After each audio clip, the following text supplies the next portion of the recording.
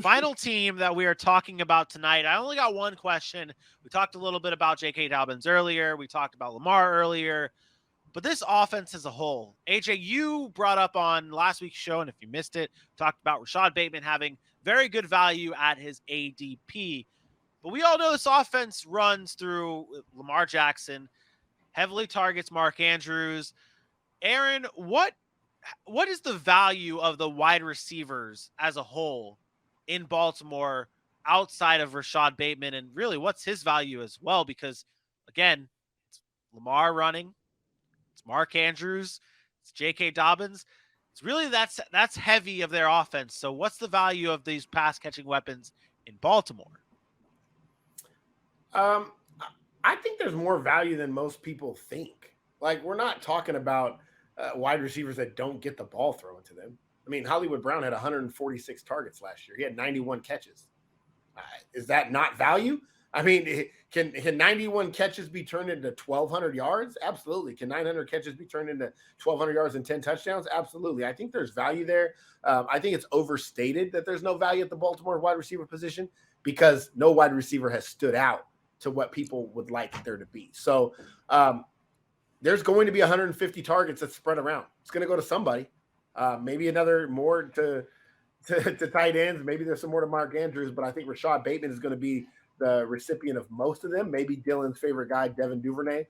But Bateman had 68 targets of his own last year. He had 500 yards on his own last year. If Bateman saw another 70, 80 targets from what he saw last year, is that not going to then boost him up to over 1,000 yards? And I think he's much more of a touchdown threat with his bigger body, bigger frame in the red zone. I think they look to him a little bit more this year in the red zone with Lamar playing a full season. I don't know. I think their wide receiver outlook is fine. There's just not many of them there. So you look at Rashod Bateman and you say that's a player that you might get a steal for, especially where he's being drafted, which I know is not it's not very high. Like he's being disrespected across the board because of the offense he plays in. And there's guys that I would much rather have, or I'd much rather have him than guys like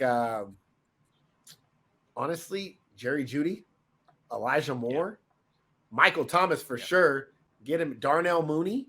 Not excited about that. Amon-Ra St. Brown.